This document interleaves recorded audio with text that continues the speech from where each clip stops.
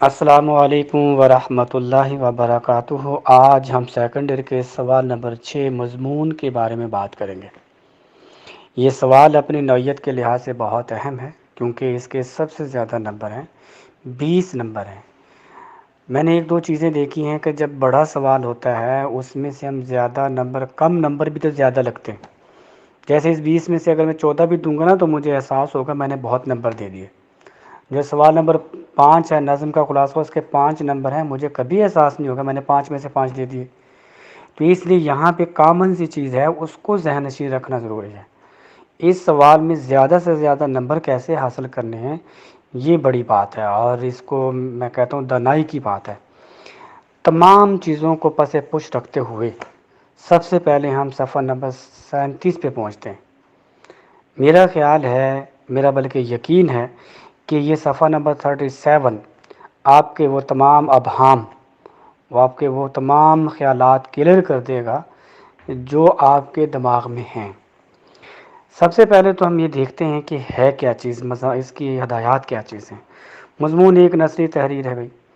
دیکھیں، مضمون ایک ایسی نثری تحریر ہے، نثری تحریر کو آپ شاعری سے کیسے شروع کر سکتے ہیں؟ بعض اوقات میں نے دیکھا ہے، بلکہ اکثر دیکھنے میں بعض اوقات مل جاتا ہے کہ بچہ شعر کے حوالے سے اس کا آغاز کر دیتا ہے، وہ کہتا ہے جی نثری تحریر ہے۔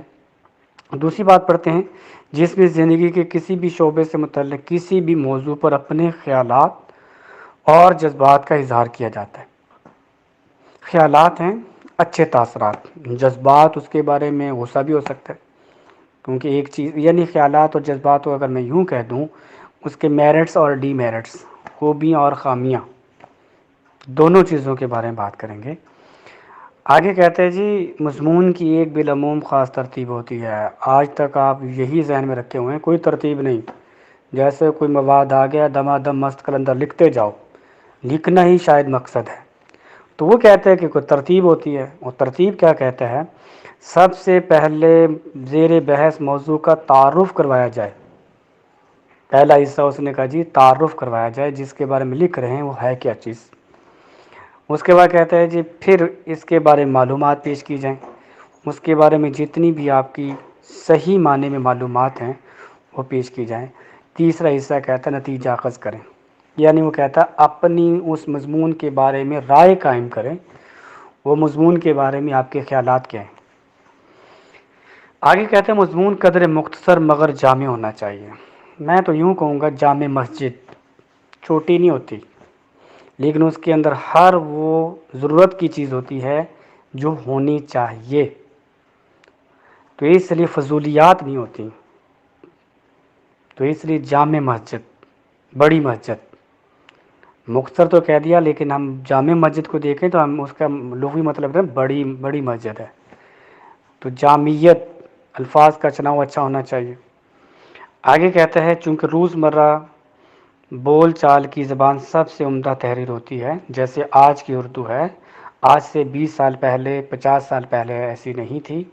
آج ہماری اردو زبان میں بہت ساری زبانوں کے الفاظ اس کا حصہ بن چکے ہیں، اس کو کہتے ہیں روزمرہ، روزانہ کی بول چال۔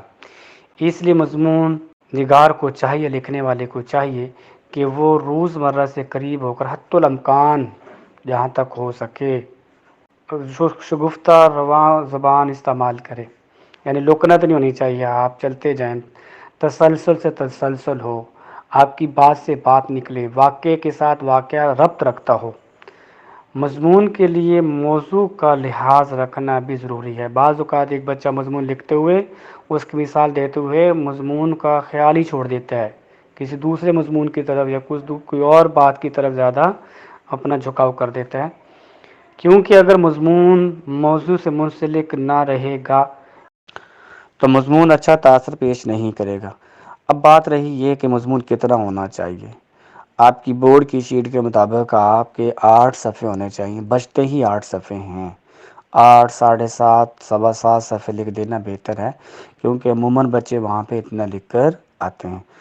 باقی رہی بات کوٹیشن کی، کوٹیشن یاد رہے کہ آپ اردو میں لگائیں، آپ کے پاس تراجم موجود ہے، اس کا ترجمہ مارکر سے لکھیں۔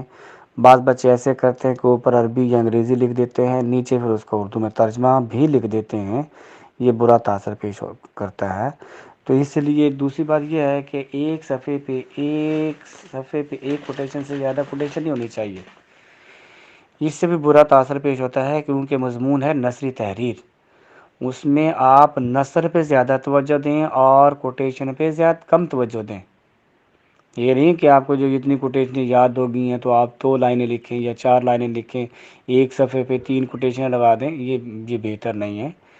تو اس لیے کوشش کریں آپ اپنے مضمون میں ان جب تمام باتوں کو کا خیال رکھیں جو میں نے آپ کو بتائی ہیں، ورنہ مضمون کا اچھا تاثر پیش نہیں ہوگا۔ السلام علیکم ورحمۃ اللہ۔